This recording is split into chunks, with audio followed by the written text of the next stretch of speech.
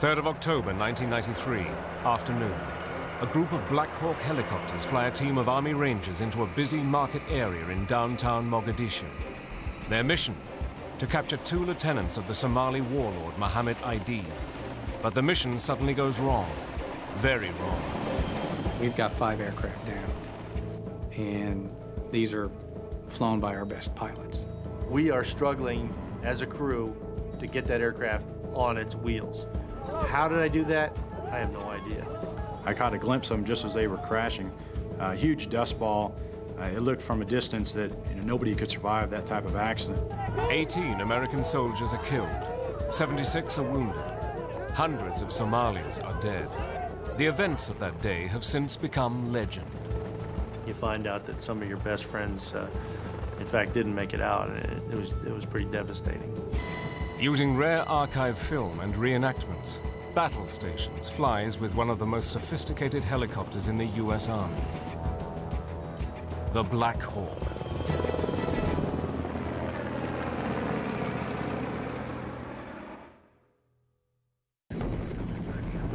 Vietnam. The combat helicopter comes of age. It was here that the world-famous American Huey changed the form of modern warfare. Thousands of Hueys provided a platform from which massive firepower could be unleashed. Vietnam was the first air-mobile war. At that time, the Huey was a remarkable helicopter, and the Army seized upon it in Vietnam to provide that air mobility role. But the Huey was designed basically as an aeromedical evacuation machine, and it just didn't have all the capabilities that the Army found was necessary in Vietnam. By 1972, plans for future conflicts turned away from the jungles of Southeast Asia and looked towards Cold War strategies for the plains of Europe. So in January, the US Army issued a tender for a new multi-role frontline helicopter. With a crew of 4, the next generation of helicopters had to be capable of lifting 11 men, or equivalent weight of cargo, up to 4,000 feet with a cruising speed of 200 miles per hour.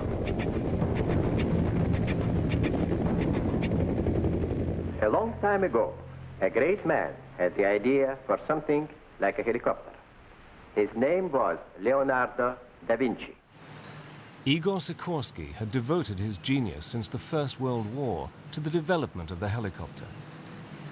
In 1939, he had designed the world's first working helicopter and had since produced over 5,000 for military use. But in the 1960s, Sikorsky was devastated when his company lost the vital Huey contract to the Bell Company. Business was getting less and less. After the Korean War conflict subsided, our deliveries began to shrink dramatically, to the point when, in 1977, we did not deliver a single helicopter to the U.S. government. We could not miss out on Army business because the Army represented the greatest, biggest users for helicopters. In August 1972, the Boeing, Vertol, and Sikorsky companies were selected to produce prototypes for the new Army helicopter. It was a matter of life and death for Sikorsky from a business point of view. We simply had to be one of the winners. So what the company did is set up 2 design teams.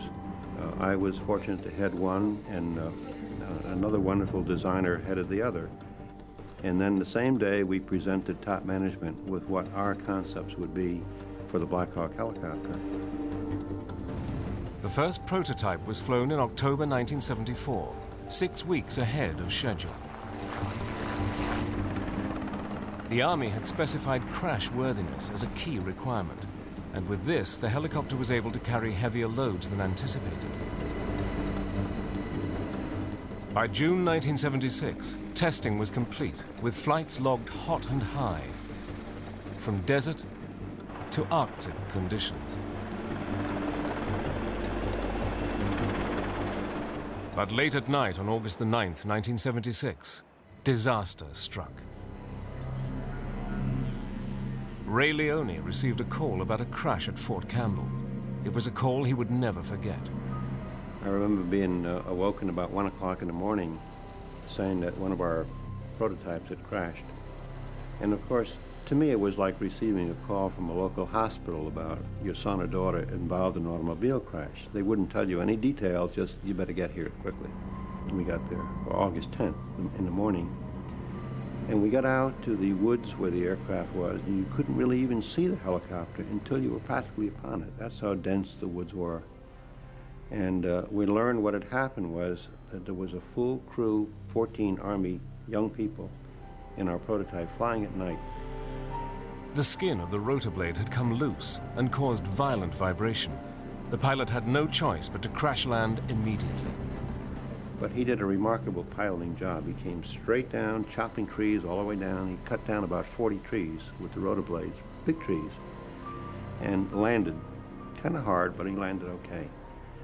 Turned out the only injury was when one of the occupants, the squad leader, jumped out of the helicopter. He ran smack in with a stump of a tree that the rotor had cut down, and he got a little bruise.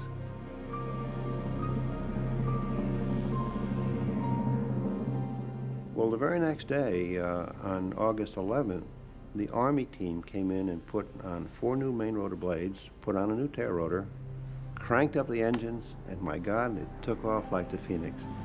And you couldn't imagine the relief that we had knowing there were minimal injuries to the Army crew and the aircraft was still flyable. The near disaster was a stroke of luck for the Sikorsky design team. Sikorsky was now able to offer conclusive proof of the new helicopter's ability to survive a crash. Finally, in December 1976, Sikorsky was declared the winner and awarded the much-needed helicopter contract. The American military now had the world's most advanced twin-turbined battlefield helicopter. The unique flexible design, packed with electronic warfare systems, was intended for air assault work, air cavalry, and medevac missions. It will go down in history as the Black Hawk and become renowned for its role in special operations as the Night Stalker. 1978. The Black Hawk frontline helicopter flies in service for the first time. But this cutting-edge technology is still untested in the field of battle. The high-speed Black Hawk has an exhilarating low-level flying capability. The first time you get into an aircraft like that, it's a feeling of, I've just grabbed hold of a rocket ship. I mean, really, because it's such a difference in the complex cockpit and the capabilities of the aircraft. It's far beyond anything you've experienced before. It's fun to fly. It'll do anything. It'll give you every bit of the performance that it's supposed to and just a little bit more. It's big, it's roomy, it's versatile, and it's got a great sound. The power from the rotor system, the massiveness of the airframe, and just power and strength. It was much more powerful than it used.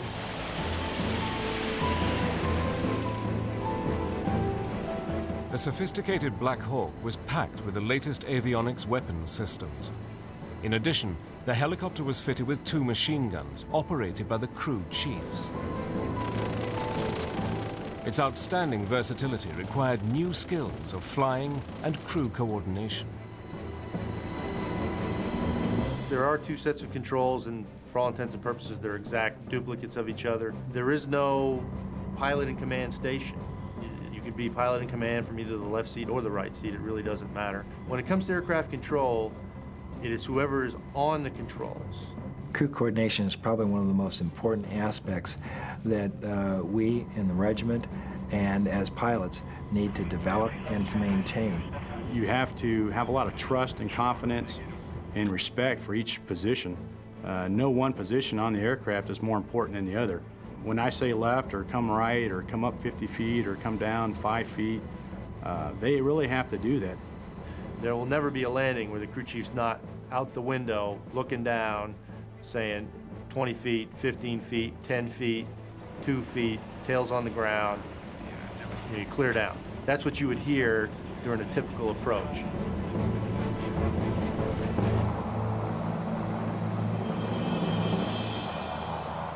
By 1981, the Army had found a perfect match for the advanced capabilities of the Black Hawk, the Special Forces. The 160th Special Operations Aviation Regiment became the Night Stalkers, capable of striking undetected by undertaking covert missions anywhere in the world. Specialist crews were trained in night vision navigation and advanced flying techniques, using night vision goggles and forward-looking infrared. We're basically the pioneer behind the night vision systems back in the late 70s and early 80s. Very stressful. It's tenfold trying to navigate, land, shoot, all those things compounded at night.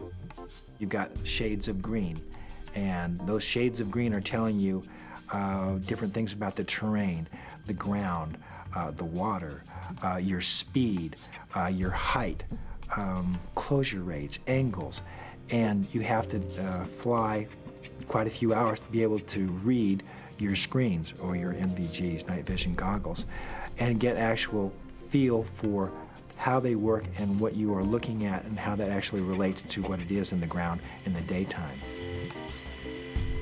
You're using a combination of what you can see through the night vision goggles and then underneath the night vision goggles to whatever's around you in the cockpit, because you need both pieces of the puzzle, if you will, to enable to control the aircraft. One of the most dangerous things that a crew chief could do, especially in special operations, is the night flying, confined space, trying to get into a space that can barely fit a helicopter. It's difficult, but once you've developed those skills, it's the only way to fly at night. You have to have them. Blackhawks and night vision goggles hit the Army pretty much at the same time. And there's no way that we could do the missions that we do now and since then without night vision goggles. In 1983, the Black Hawks faced their baptism of fire. In October, the US invaded the tiny Caribbean island of Grenada, believing that Soviet and Cuban advisors were intent on building a military base. Operation Urgent Fury had begun. America had vivid memories of being on the brink of nuclear war in the Cuban Missile Crisis some 20 years earlier. I had just gotten to the unit. I was only there for about a month. And I was brand new to the Black Hawk. I only had about 15 hours total in the aircraft. It was all very new to me. I hardly didn't even know anyone in the unit. So I was very, very uncomfortable going into this. And we took off at night. I can't remember how many aircraft we had. I want to say about 8. And headed for Grenada, which was about an hour and 20 minutes away, in an aircraft that has 2 hours and 20 minutes of fuel. And flew over the water at night, no horizon, hazy. We had been up for 2 days straight, getting there, very nerve-wracking. And we got to Grenada just about maybe a half hour after, probably right around sunrise. And then about 4 o'clock in the afternoon, we flew our first mission.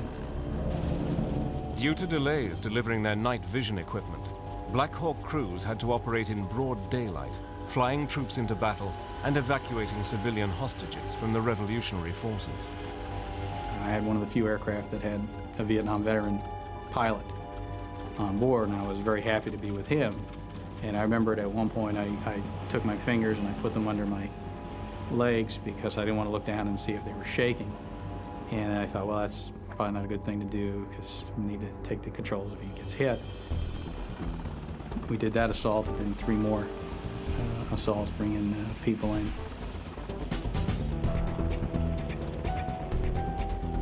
By the end of the operation, the American forces had captured more than 600 Cubans. The overall failure of poor intelligence had made the operation costly in terms of personnel and equipment. Over the 3-day campaign, the Black Hawks had not been used to their full potential. Flying by day rather than taking advantage of their specialized night flying techniques had made special operations chaotic. Urgent Fury had lived up to its name.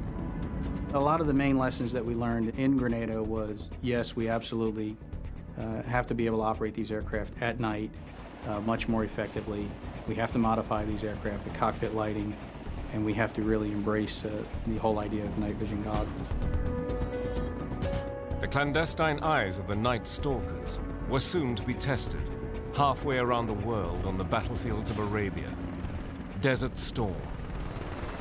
On August the 2nd, 1990, Iraqi dictator Saddam Hussein occupies neighboring oil-rich Kuwait. To his surprise, the West reacts swiftly, and President Bush forms a coalition determined to oust the Iraqi forces. 500,000 American and coalition forces assembled in the desert under the command of General Norman Schwarzkopf.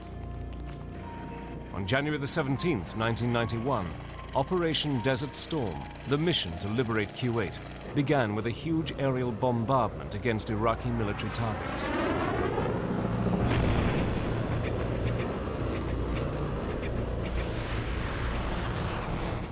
Navy Seahawks and Black Hawks were on the scene to rescue any pilots shot down during the bombing campaign. Most people think about the desert as being a place that's very hot, and it was in the summer, but in the winter at night it got very cold. In fact, there was one particular mission where we flew through a sandstorm, then flew through a snowstorm, and then when we returned to the airfield where our forward support base was, it was fogged in to the point where it was about a quarter-mile visibility. The Black Hawk liked the desert. The desert is a hard environment to learn. First off, it's unforgiving. Our mission profiles kept us relatively close to the ground, and you will plow into a sand dune that you swear you were 50 foot or 100 foot above, but somehow it jumped out and it bit you. The time it took to learn how to fly over the desert varied from a few hours to sometimes months. When the Iraqis began to fire missiles against coalition military sites and Israel, several Black Hawks were sent on hunt and destroy missions to track down the missiles and their mobile launchers. One remarkable mission took place in late February 1991, when Jim Chrysofuli's regiment of Night Stalkers had infiltrated a team of special forces deep into Iraq. But things went awry, and one of the teams that our regiment had put in had gotten compromised. A young Iraqi girl had discovered one of the teams, and they had come under fire. Now they needed to be extracted. Every second counted. We're talking about 3 men surrounded by 200 miles either way of an unfriendly country and bad guys. We ran to the aircraft and we had them spun up, and as we moved the airplane over to make room for a formation launch, we looked over and the second aircraft was on fire. That's not good. We were obviously concerned. We knew that they were going to scrap the mission because a daylight mission, single ship, 200 miles into Iraq was zero survivability, or certainly very, very low. Randy and I were clamoring. We said, we'll just go without them. We'll just go without the authorization. We waited. They said go, and we went. And that airplane took off like out of bat of hell. When we crossed the border, we didn't hear a round fired. You don't hear it with 145 decibels anyway. So we dropped it down to 20 feet, and then 15 feet, and then we moved it down to 10 feet. The F-16, providing air support, relayed an urgent message. The Special Forces were under heavy fire and running out of ammunition. If Chrysofuli wasn't there in 10 minutes, there'd be no point showing up. That's bad. You look at the map, and there's got to be a shorter way.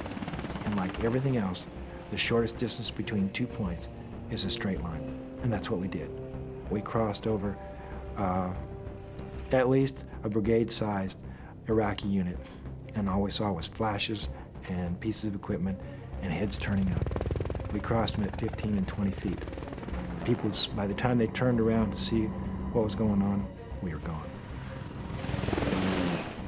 Crossed over one dune, and you could smell the dust and the heat in the air, and the engines were running hot, and everybody was focused and calling out perceived bad guys, turn left, turn right.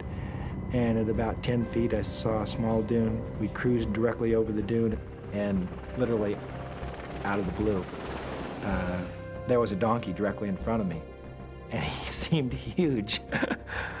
And I bumped the collective back up and I went straight over his head. Now a donkey, even the tallest donkey, is probably only 5, maybe 6 feet, and we dang near slammed directly into him. So we were pretty low.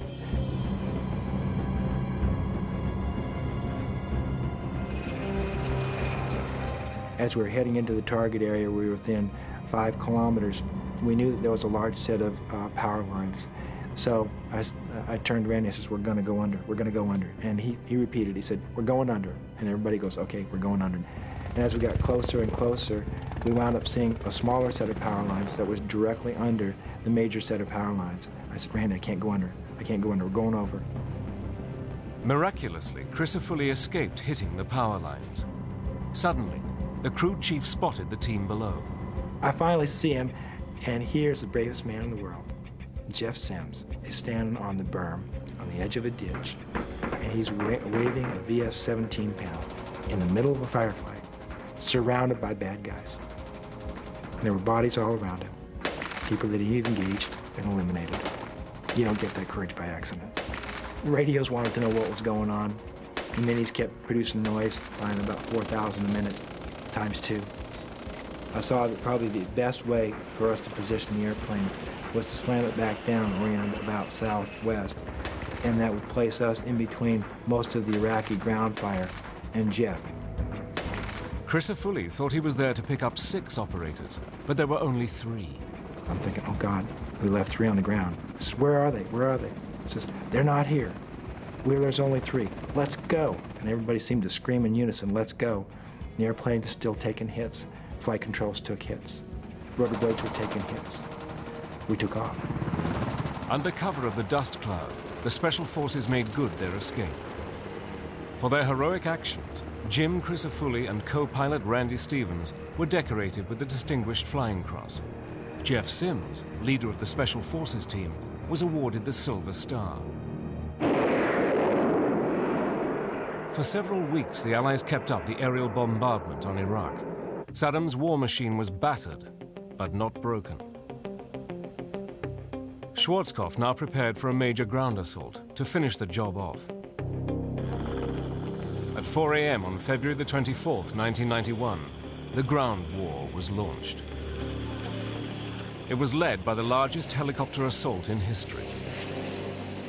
300 helicopters, spearheaded by Black Hawks, lifted 5,000 airborne troops 110 miles deep into Iraqi territory. The operation was a stunning success. Thousands of Iraqi soldiers were taken prisoner. Within 100 hours, the ground war in Iraq was over. The Black Hawk operation with the 101st Airborne had proved the value of a rapid heliborne assault, and not a single American had lost his life. For 2 years, the Black Hawk helicopter and its crews enjoyed the accolades of total success from the Gulf War. But all that was about to change. The Night Stalker's next mission would become a nightmare that would haunt America to this day. Mogadishu. Mogadishu, Somalia, 1993. It began as a great humanitarian mission and became the costliest battle for US troops since Vietnam. Somalia had suffered from years of terror by rebel warlords, and now the beleaguered country was in the grip of a major famine. America had joined a UN peacekeeping force of 38,000 troops. In June 1993, local warlord Mohammed Aidid's forces killed 24 UN peacekeeping troops whilst they were patrolling the streets of Mogadishu. America responded with a series of snatch and grab raids on Aidid's strongholds, led by Black Hawk Night Stalkers with US Special Forces. October the 3rd, 1993, a further mission is planned to capture Aidid's top 2 lieutenants. The American Joint Operational Command used live TV and radio equipment from observational helicopters to control the operation and to produce publicity pictures for the world's press. So it is decided to go for a daylight assault on the target house. Operation Irene is planned to take less than 1 hour, But the mission is fatally flawed. Without a doubt, we all prefer to go at night. All the things that we had give us a tactical advantage at night. In the daytime, it becomes a fair fight. Nobody wants a fair fight. In a military operation, you want as much advantage as you can possibly put into the mix, and by going at night, that gives us that advantage. We wanted to do every single mission that we could at night. If they were available during the day, we went after them during the day. But we would prefer to hit every target at night. For the Black Hawk crews, this mission on the target house is filled with danger.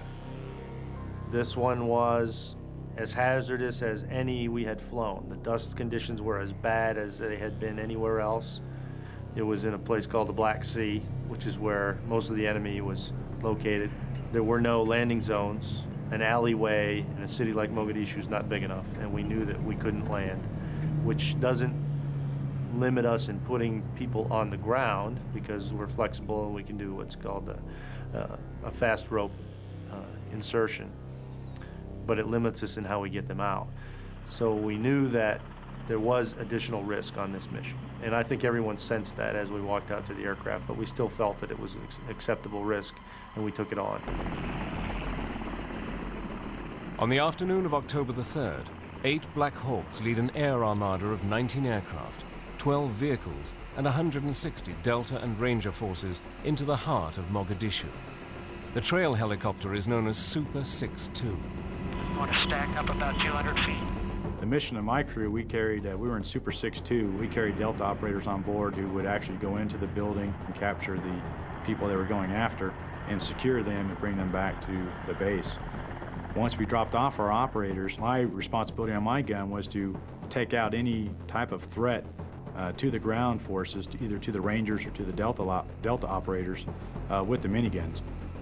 Leading 4 Black Hawks and carrying a Ranger blocking force to prevent Somali reinforcements from arriving is Mike Durant in Super 6-4. Mike elected to bring us to a hover, thinking it would just be a few seconds. I would tell you it probably was maybe 30 seconds, maybe a little bit longer. It felt like an hour, where we're just hovering in broad daylight over the city. Yes, we're blowing up a tremendous amount of dust. We're kind of making a smoke screen for ourselves. It was a very, very, very uncomfortable, very, very vulnerable feeling. I'm currently hovering in the southwest corner of the embassy. We were very successful in implementing, putting our operators where they needed to be at the target so they could perform their mission. And in fact, their mission went well. They captured and detained everyone that they needed to that was in that building. And it wasn't until after that, when they went to get out of the facility, that we started running into problems. We got everybody in where they needed to go. Departed the area, went north of the city, and for all intents and purposes, we were done because we couldn't go back in to do an extraction. We knew we were just a contingency force at that point, when the worst of all contingencies happened.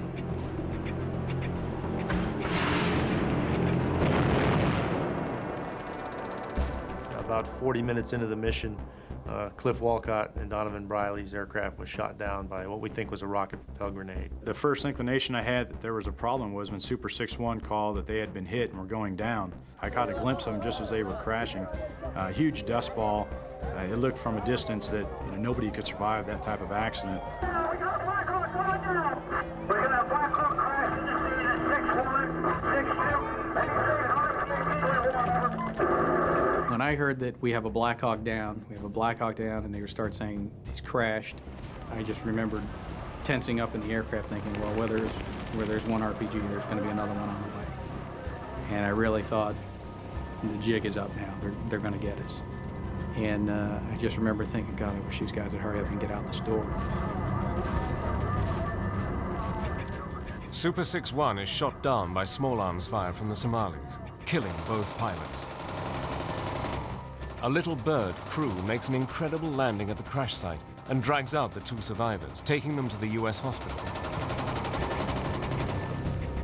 By now, American Special Forces vehicles on the ground are being shot up on all sides by the local Somali forces. Paul Shannon witnessed the Black Hawk down, and now his aircraft, under the command of Mike Goffina, comes under fire. When I was hit, I was both hands on the minigun, scanning for targets. And all of a sudden, my hand, left hand hit my chest, and I rolled off the seat into the back of the aircraft. Jeff, which side of the aircraft is he on? He is sitting right behind you. Gary Gordon went to his little backpack he had and whipped out an IV, and I'll never forget it. I told him I was okay, that, you know, I didn't need an IV. It was just a, you know, hopefully a minor wound. It wasn't bleeding real bad. And I wanted to make sure that he had ample time to do what he needed to do, and shoot out the back and not worry about me. Brad Hollings took my spot on the gun. He was one of the operators in the back, and he began to shoot the minigun. He gave me his rifle to shoot out the back, and that's where I took up a position. Now I had a little rifle in my hand, and I'm sitting kind of vulnerable in the back. So I had a lot of time to reflect, and saw a lot of things coming at us, and knew it was probably inevitable that if we stayed, you know, in the flight pattern, we're probably bound to eventually get hit. The Somalis had become experts with the RPG launchers, and now victim number 2 is in their sights. Mike Durant and his crew are busy providing fire support to the Rangers trapped below. He joined the orbit with Super 6-2. Just a few minutes, maybe 2 or 3, that he was in the area.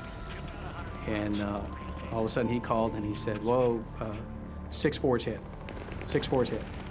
We only made it around the pattern probably 4 or 5 times, and we were hit by what we think was a rocket-propelled grenade also, right in the tail.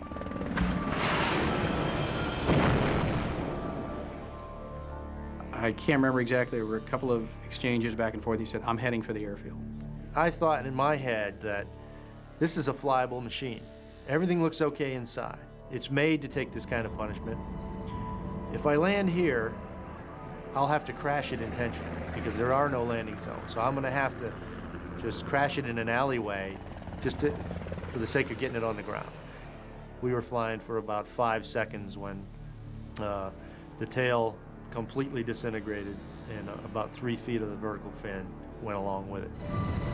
All of a sudden, then he called, and 6-4 is going down. Mike is not an easily rattled person. The tone of his voice, I felt like I'd been electrocuted on hearing that. And I thought, he's in bad shape. He's either got flight controls that are not responding now, or he's in free fall. The only thing I could see was brown earth and blue sky. Everything else was a complete blur. Once I brought that nose up, because we were pitching forward, we ended up in a flat spin at 70 feet. The only thing going through my mind at that point is stay upright. Get the aircraft on the wheels. It's designed to absorb impact, but only on the wheels. If you land on its side or if you land upside down, all those safety features are totally worthless.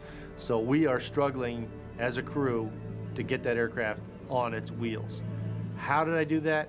I have no idea. Sunday, October the 3rd, 1993. Special Forces helicopters relay shocking live pictures from the war-torn streets of Mogadishu. America's worst nightmare is unfolding.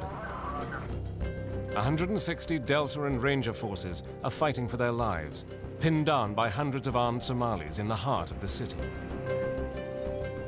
Black Hawk Super 6-1 had been shot down.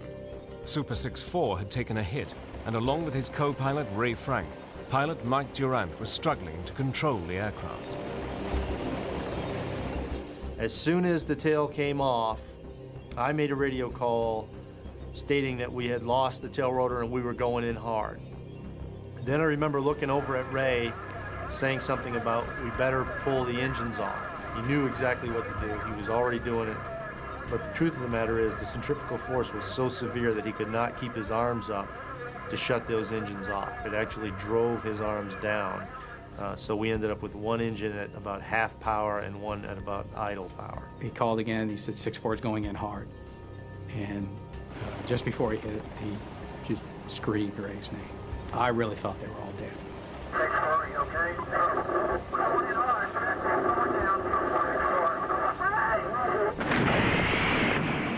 I don't remember actually hitting the ground, But we hit very hard, hard enough that even with all the safety features on the Black Hawk and as rugged as it is, my femur or my thigh bone still snapped in two on the seat when we hit the ground. Amidst the wreckage, Mike Durant and Ray Franks lie unconscious. Crew chiefs Tommy Field and Bill Cleveland are also severely injured. They will not last long without help. Nobody was there to help them. They were basically on their own. Fortunately, the bad guys weren't there yet. There was very few around that area. Mike Gaffina in Super 6-2 flies over the site to drop in 2 Delta Force snipers. Our backseaters, Randy Shukart and Gary Gordon, the 2 Medal of Honor winners, requested permission to go in. We initially tried to infill Randy and Gary as close as we could to Super 6-4 to Mike and Ray's aircraft. But due to the heavy debris that was littered on the ground there, it flew up in the rotor system, and we picked a little more suitable spot, but it was still cluttered with debris. And they held about a 4 to 5 foot hover. And I tapped Randy and Gary on the shoulder, and Gary gave me a thumbs up and a little smile, and he jumped out. We collectively defended the crash site for about 20 or 30 minutes before everyone else was killed and we were overrun. At Mike Durant's crash site, both Randy Shugart and Gary Gordon are killed in a ferocious firefight with Somali soldiers. To the best of my knowledge, what happened to Gary and Randy is they were just overwhelmed with just an abundant force that just overtook them. They took out as many as they could and were down on ammo. Some of the crew members had already been killed. Mike Durant was on one side of the aircraft with one of the operators.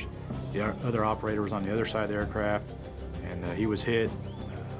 They heard he was hit, and they redistributed ammunition and amongst the people that were alive, and they were just overtaken, and everybody was killed except for Mike Durant.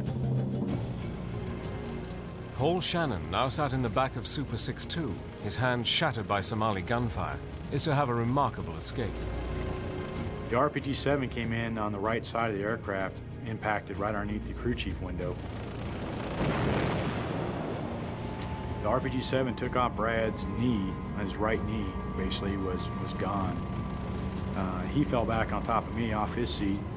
I was knocked unconscious for maybe 5-10 seconds, kind of hard to tell. The co-pilot was knocked unconscious.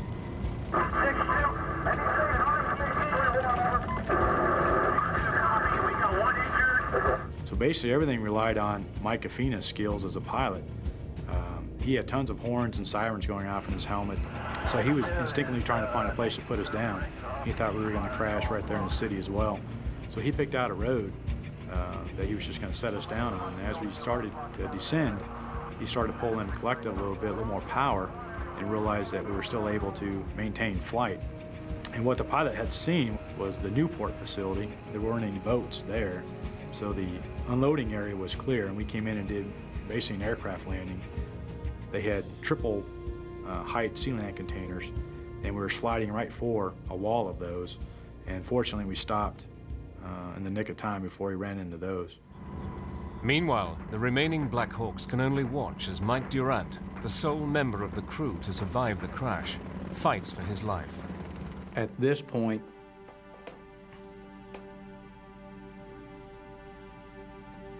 we've got 5 aircraft down, and these are flown by our best pilots. Shortly after this, one of the commanders on the ground called and said, "I've got 2 wounded guys that are going to die if I don't get them out of here." Roger, I contacted higher reference Chief Blair. They do not have any... Colonel Harrell, who was in the command and control aircraft, called and said, "I can't send in any more helicopters. The area is still too hot. Just hang on. We're going to get some tanks to punch through to you with them and armored vehicles." Emotionally, for me, I don't want to overstate it too much, but here I am now prepared to do this, and now we've been let off the hook. And on the one hand, I was relieved that we were now not probably going to get shot down and killed. On the other hand, we desperately wanted to get in and help. Eventually, blooded and shocked by the chaotic nightmare, the Rangers and Delta forces are rescued by a UN armored convoy. The captured and tortured Michael Durant was later paraded to the world on TV. When you're initially captured, you're fearing for your life. The highest priority is survival, or are you going to make it through the next few minutes? CW3, Mike Durant, U.S. Army. You crave for information about what went on around you, where is everyone else, what's their status, did they survive? I didn't know that no one else at our crash site had survived until I was released. How long? How old? 32. Whether we survived or not, they were going to get us all out of there, and I knew that. And that provides you some sense of security. You feel like maybe you're almost not alone, knowing that everybody's out there and they'll do what they can. I'm a Black Hawk pilot. Black Hawk pilot. I can't explain why I wasn't killed. It is a miracle. It's a miracle, it's luck, it's whatever everybody that assesses the situation happens to believe, I guess. But I did some things that may have helped facilitate my survival, but a lot of it was certainly out of my hands. All we knew at that point when we came back from the mission that day about Mike and Ray was that they were down and they were missing in action. We didn't find out until the rest of the world found out, and the videotape of Mike when he was in captivity, and the videotapes of them dragging the bodies through the streets. We were horrified, we were enraged that is what had happened to them. We wanted revenge, probably more than anything else. Those were our friends. These weren't people that we just knew casually. These were guys that we'd known for years. People talk about being a band of brothers, and you're closer to these people than brothers. And it was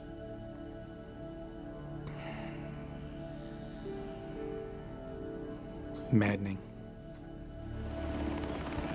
18 American soldiers had been killed and 76 wounded. Hundreds of Somalis had died. After 5 days of intense negotiations, Mike Durant was released. There's the joy in being released, and then you find out that some of your best friends, in fact, didn't make it out, and it was pretty devastating. It took a long time to get over that. Bitter lessons had to be learned. The night stalkers had been used in daytime missions, not by night as intended. But Mogadishu is also remembered for the incredible bravery of the task force soldiers and the exceptional flying skills of the Black Hawk air crews. The Black Hawk has been in service around the world for 25 years. With its advanced technology, this outstanding helicopter will remain in the forefront of battle in the era of electronic warfare. But for the men who crew it, the Black Hawk is something more. It is a machine of strength, ensuring success in the face of adversity. I truly believe I owe my life to the design of the Black Hawk. We hit the ground very hard. There's no question that in many other types of helicopters, it would not have been a survivable crash. If not for the design of that aircraft, I wouldn't be sitting here today.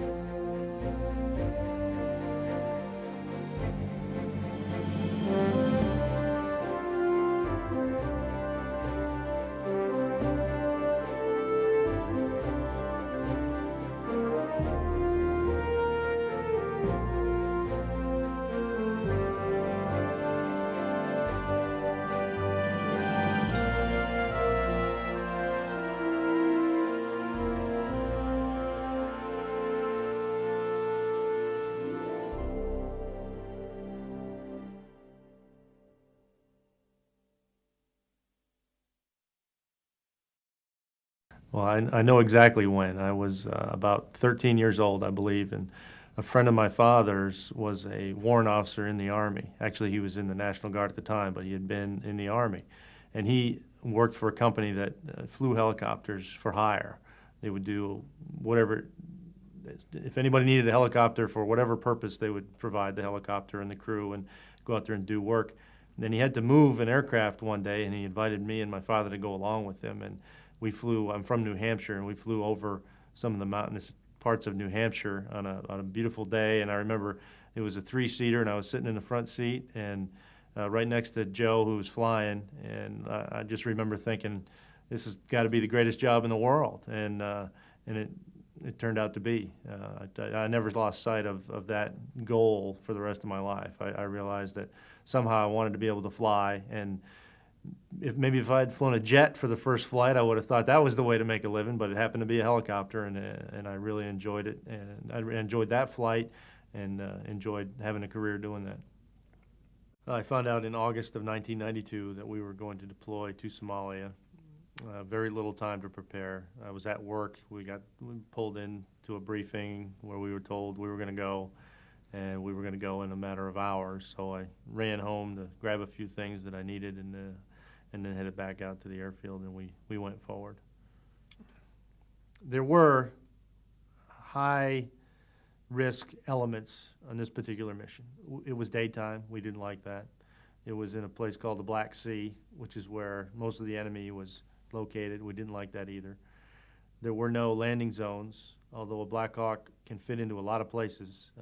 An alleyway in a city like Mogadishu is not big enough, and we knew that we couldn't land, which doesn't limit us in putting people on the ground because we're flexible and we can do what's called a fast rope insertion, but it limits us in how we get them out. You're limited then to either ground vehicles or rooftop extractions.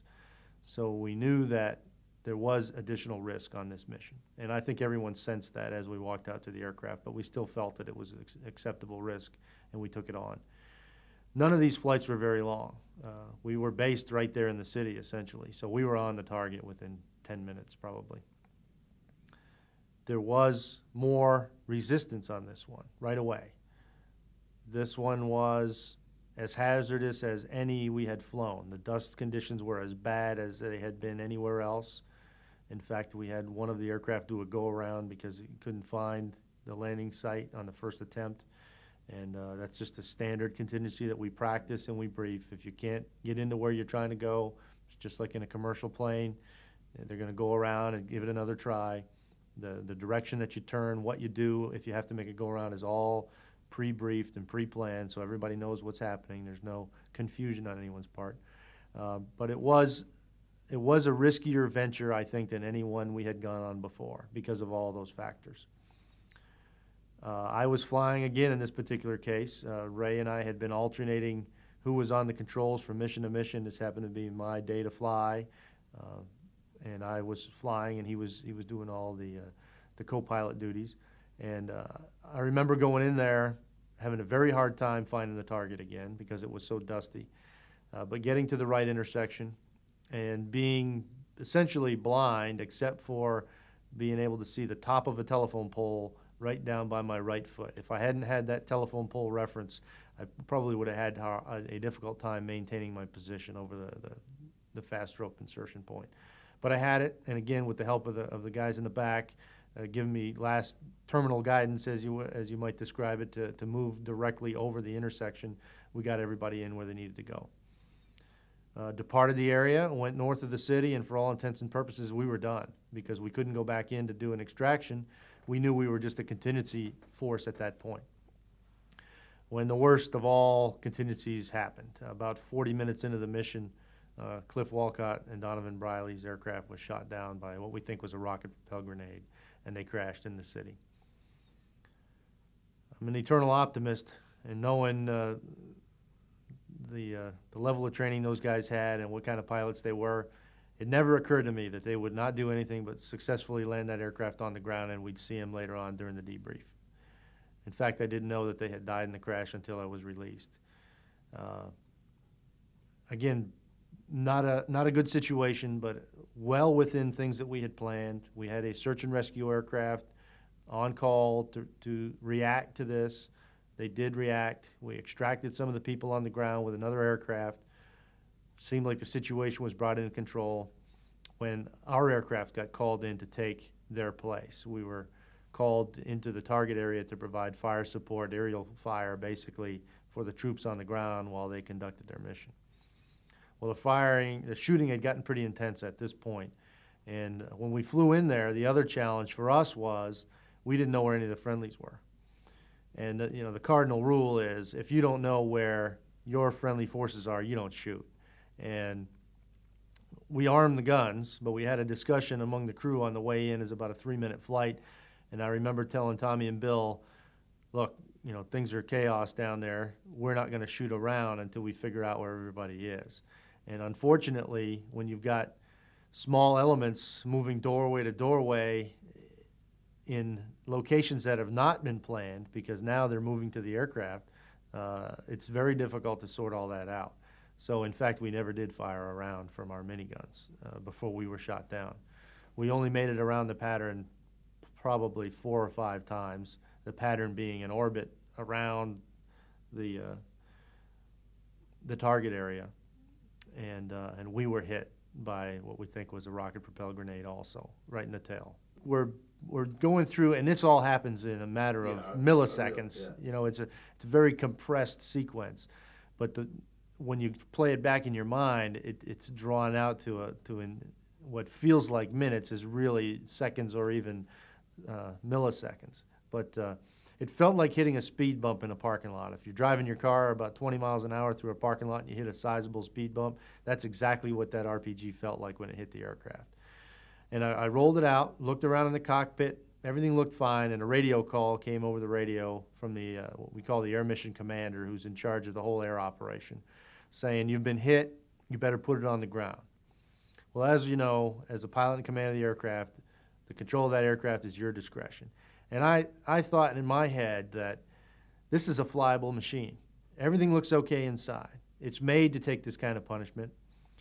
If I land here, I'll have to crash it intentionally because there are no landing zones. So I'm going to have to just crash it in an alleyway for the sake of getting it on the ground. And to compound that, there's a firefight going on down here. So I was faced with a decision to try to fly an aircraft that I thought was flyable, a relatively short distance, less than 2 miles to get to the airfield, or crash in the middle of this firefight intentionally, and it was pretty clear what the right decision was. The piece of information that I did not have was the fact that that RPG had hit the tail gearbox and blown the actual gearbox housing apart. And we had no fluid left in that tail gearbox, and we had bent the drive shaft. That tail drive shaft is turning at a pretty high rate of speed, and anytime you got a drive shaft that's delicately balanced that now is bent or damaged, it's only a matter of time before it totally disintegrates, and that's what happened. We were flying for about 5 seconds when the tail completely disintegrated, and about 3 feet of the vertical fin went along with it. So in addition to now having a single rotor helicopter with no tail rotor, we have a center of gravity problem because that's a lot of weight way back in the back, far away from the center of gravity of the aircraft. If you've ever flown on a small airplane where the pilots ask you to move to the middle, that's the center of gravity. In order to maintain within the regions of control of the aircraft, you have to stay within a certain distance of what's called the center of gravity. But when you lose large components like the tail rotor that far from the center of gravity, it causes, in this case, the nose of the aircraft now to pitch down. The nose pitched down. Well, the automatic reaction to a nose pitching down is to pull back and bring the nose back up. Unfortunately, what that does in the helicopter, and really in any aircraft, is it reduces speed. Well, speed is the only thing that's going to help you when you have lost your tail rotor in a helicopter, because that tail rotor is there to keep you from spinning. And with speed, there's enough wind coming across the fuselage to streamline you in the direction of flight if you're going fast enough. Well, as soon as you slow down below a certain threshold, it's completely out of control. You can't stop it. You're spinning so rapidly that in my particular case, the only thing I could see was brown earth and blue sky. Everything else was a complete blur. The only thing going through my mind at that point is stay upright. Get the aircraft on the wheels. It's designed to absorb impact, but only on the wheels. If you land on its side or if you land upside down, all those safety features are totally worthless. So we are struggling as a crew to get that aircraft on its wheels. How did I do that? I have no idea. At that point, it's all automatic. If you talk to somebody that's been in a car accident, they'll tell you the same thing. They weren't thinking about brake, ease off the brake, steer. It's all automatic. It's whatever you've learned to do through your experience as a operator of an automobile. It's the same thing in a crash. You're not thinking a lot. You're responding automatically to the things you know will help you in this case. Ray and I did communicate during the crash sequence very briefly. As soon as the tail came off, I made a radio call stating that we had lost the tail rotor and we were going in hard. Then I remember looking over at Ray saying something about we better pull the engines off because that is the only way to stop the spin is to shut the torque off, which is being created by the engines. And he was already doing so. He was, as I said, a very experienced aviator. He had experienced something similar to this before in an accident at Fort Chaffee. He knew exactly what to do. He was already doing it. But the truth of the matter is the centrifugal force was so severe that he could not keep his arms up to shut those engines off. It actually drove his arms down. So we ended up with one engine at about half power and one at about idle power. We did. I never saw it coming. As I said, all I could see was brown and blue divided by the horizon line. I never saw the ground coming. So whether or not I pulled what we call pulled pitch to absorb the impact or not, I can't tell you, to be honest. I don't remember actually hitting the ground. But we hit very hard, hard enough that even with all the safety features on the Black Hawk and as rugged as it is, the seat stroke, the landing gear, everything else, my femur or my thigh bone still snapped in two on the seat when we hit the ground. Well, first of all, when you're initially captured, you're fearing for your life. I mean, that's we deal with everything in life as whatever has the highest priority is what you happen to be processing at the time. And when you're captured, the highest priority is survival, or are you going to make it through the next few minutes?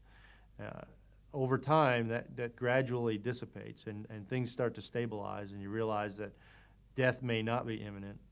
And now it becomes a psychological battle in how long am I going to be here? Am I going to survive long term?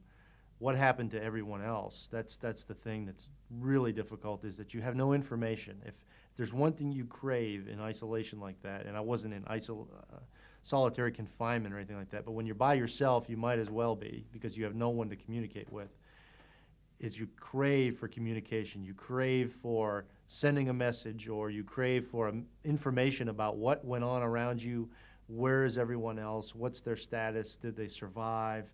I didn't know that no one else at our crash site had survived until I was released.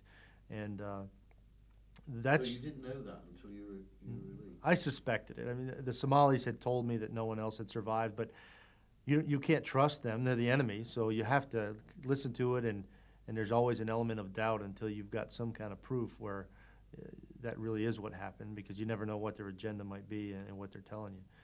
I mean, I suspected so because of the chaos at the crash site. I figured that they probably had not survived. I knew Bill and Tommy were injured.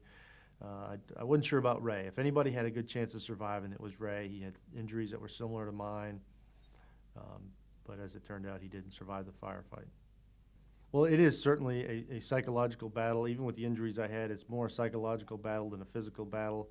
And what I tell people is, although I'd never thought I would be held for any extremely long period of time, day 5 is day 5, whether you're going to be there for 6 months or 5 years. You don't know, and that's what makes it difficult. And I think the big thing is not to get focused on the situation in its entirety. You have to focus on small pieces. It's like any other major event in your life. It can easily overwhelm you. However, if you break it into its components, you can bite these pieces off one at a time. So I think the main thing you got to realize is I just have to make it through today. I mean, that's lesson number 1. Don't think about I can't survive 6 months here. I can't survive 3 months here.